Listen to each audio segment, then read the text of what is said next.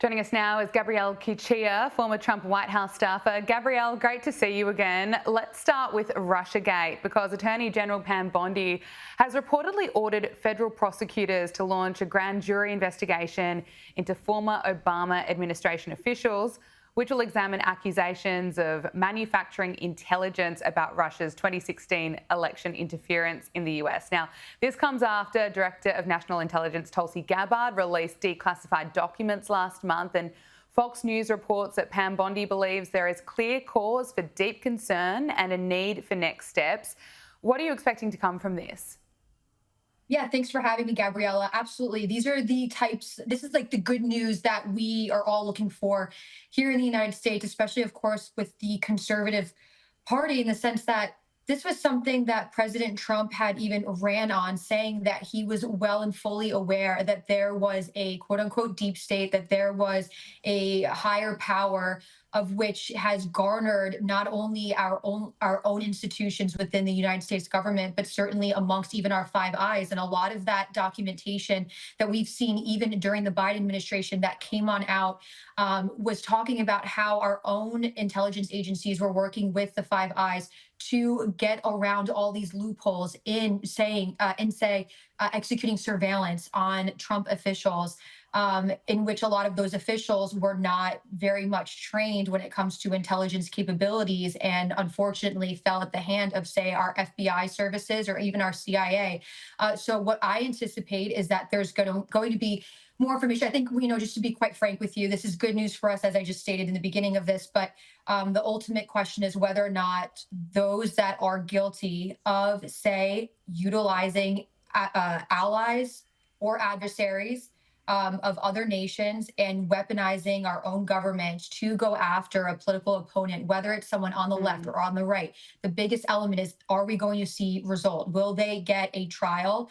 Will they be put behind bars if found guilty? Those are the types of results that I would be hoping for. I don't anticipate that happening until, maybe even years down the road. There's so much that we've talked about just in this term too, of which we've yet to even see actual justice when we talk about, Biden and the auto pen, or say, President Trump very famously saying on the debate stage that Hillary Clinton, if he was in charge, she'd be going to jail. We're still all holding on to those words because we want to see more details, and we want these people who have been projected to be of quote unquote deep state or not working in America's best interest to be held accountable, because those are very strong and very serious allegations. And a lot of America voted President Trump in for those purposes, to see those come to light. So at a bare minimum, I anticipate that the DOJ is certainly going to have hearings and have these people be called to the stand. But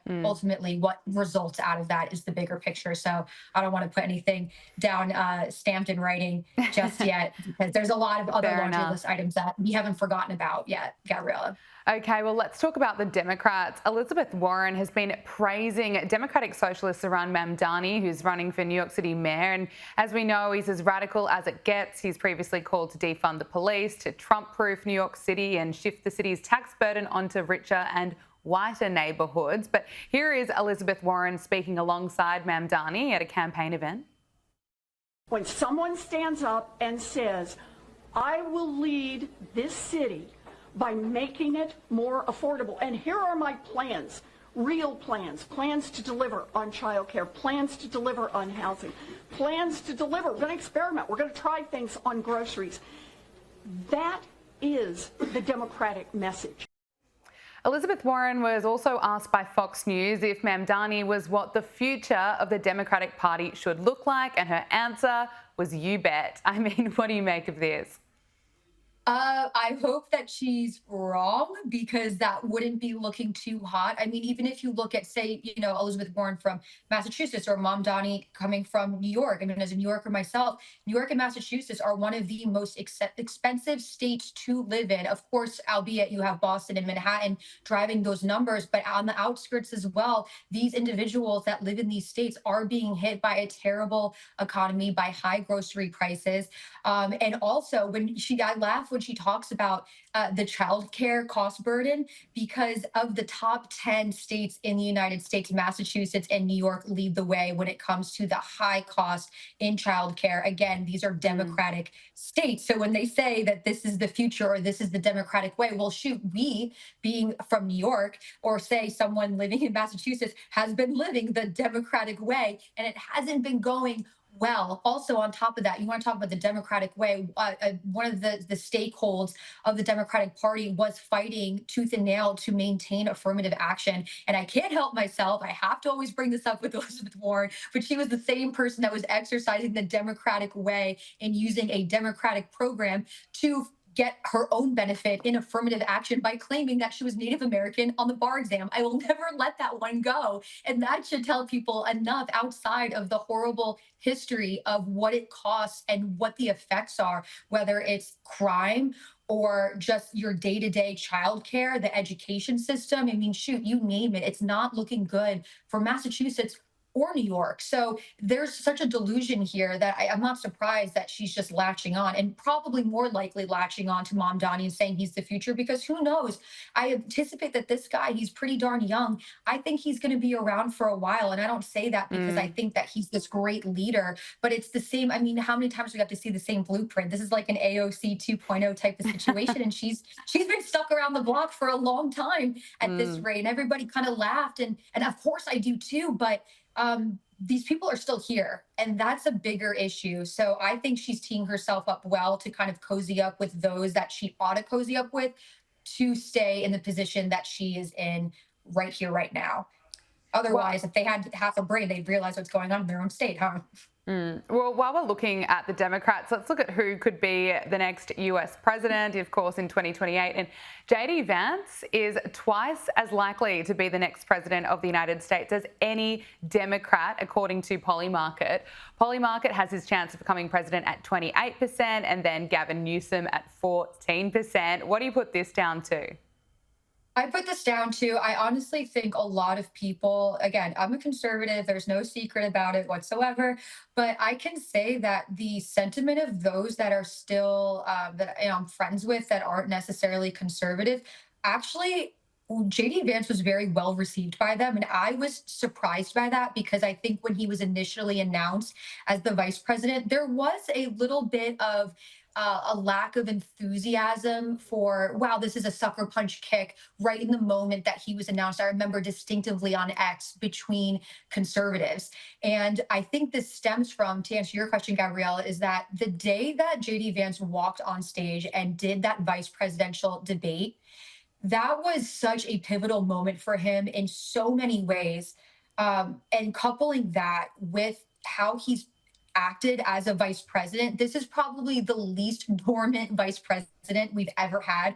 Conservatives were not happy with Vice President Pence at the time. I mean, obviously, people were not happy with Kamala Harris as the vice president. Obama, when Joe Biden was vice president, people were just always calling him Crazy Uncle Joe, and he had hardly any stake in the game. We've really lost here in America that sense of seriousness, of responsibility for someone as the vice president, and we've seen it, I think, also by default, because President Trump doesn't really have the doors closed for press. So you're seeing so many opportunities where the vice president has to actually take action, speak and answer and fulfill a role that we a lot of times just kind of put to the side. So I think that's really it. People are happy with him, whether you want to hyper focus on the latest with President Trump that people would like to debate about for sure. But Vice President Vance has been very consistent since the day that he went into those vice presidential debates, and he's only gotten stronger. And seeing this administration and him acting in it has almost, people might have been able to, or thought maybe to chalk it up as, oh, it was beginner's luck, or you probably were going to do pretty darn well against, say, Tim Walz. But it's so much more than that now. So I think that's where the numbers are coming from. And no one wants to see Gavin Newsom as president. You can take 2 seconds and look at his new PR stunt when he went on the Sean Ryan show and said that he would happily accept a firearm and that he has no issue with the Second Amendment. And then after that interview happened, and of course, individuals on the left and the right were bothered by Gavin Newsom cosplaying as some sort of conservative. It turns out, and this is public information now, is that Gavin Newsom did not accept that gun. And it was because he said in his own words that the California laws were too confusing for the average person, let alone himself. And he didn't want to have to deal with all of the hoops to jump through to obtain that firearm as a gift from Sean Ryan. So if you don't understand the Constitution and you're making your own state difficult in trying to exercise their natural rights, well, then you're probably not going to be president. Well, there's no denying he's certainly eyeing off the top job, and I'm sure we will be hearing him on some more podcasts. But let's look at some issues such as the border. As we know, the Trump administration is keeping the border closed, and and the administration has been carrying out deportations of illegal immigrants. And the United States is now on track to see negative net migration for the first time in at least 50 years. Take a look at this. How about net migration in the United States? Get this, it's down. It's going to be down at least 60%. We may be dealing with, get this, negative net migration to the United States in 2025. That would be the first time there is negative net migration in this country in at least 50 years. We're talking about down from 2.8 million in 2024. Gabrielle, just how significant is this? What does this mean for America? This means that we got exactly what we voted for, because we all know that this was a major platform item for the president on his campaign trail, and certainly in term one. When we were in term one, I remember how many government shutdowns we had just because there was such a threshold of which the Democrats didn't want to come to the table and talk and even have a conversation that was more or less focused, surprisingly, on DACA at that time for President Trump's term one. Term two, there's no concessions that he's willing to make, and he's locking down the border as he promised. I think a lot of this comes from the absolute successes of, I've covered a lot at the Pentagon, and the military, the Department of Defense being integrated into Border Patrol is a huge improvement. And this is a direct result of it, because you have NORTHCOM and SOUTHCOM working hand in hand with the Mexican government, and intel sharing, of course, when it's appropriate. I imagine not all of it. Also being able to utilize jammers for drones. There is so much going on there. CCOT in El Salvador. We have exercised every avenue at this moment that we possibly can in securing the border outside of the traditional, well, we need more manpower, or maybe we need to build a wall. We're starting to think a little bit more critically with the assets that we already have. So I think this is great news. I mean, I remember back in 2018, Yale University actually spearheaded a study in which they took numbers all the way from 2016, so from the early 2000s to 2016, and they were analyzing and trying to counter the U.S. Census Bureau for how many illegal immigrants were actually in the United States. And what they found in their study in 2018 was that the United States government was behind in their reporting by 50%. What they estimate, and similar estimations up to this day and age, was around 11.5 million. At that point, back in 2015, all the way up to 2018, they were saying the same numbers, and Yale University said, hold on, actually, it's higher. It's about 50% more. We're looking at 20 plus more million illegal immigrants being in the United States. So we've always had a problem in monitoring, and now it sounds like we're finally getting to a place where we can start quite literally from ground zero. And it also positions these individuals that genuinely do want to come to the United States when there is a clean, secure border with protocols, with manpower, and also individuals that can be protected and not being utilized to be smuggled or trafficked into our country, for whether it's for human trafficking or for drug trafficking. So this is such a win. And it's, again, a direct result of exactly what we voted for. Just finally, on the Maha movement, RFK Jr. says that he's officially moving to ban food stamps from being used for soda. So this is to ban the purchase of sugary sodas using Supplemental Nutrition Assistance Program benefits. He argues that tax dollars should not be going to food that can make children sick. Take a listen. The U.S. taxpayer should not be paying to feed kids foods, the poorest kids in our country, with foods that are going to give them diabetes. And then my agency ends up through Medicaid and Medicare paying for those injuries. So we're going to put an end to that, and we're doing it step by step, state by state. Advocates of the ban argue that this is going to improve public health outcomes and reduce long-term medical costs. What's your response? Yeah, I think this is a great thing. At the end of the day, for SNAP, you have to focus on nutrient dense foods.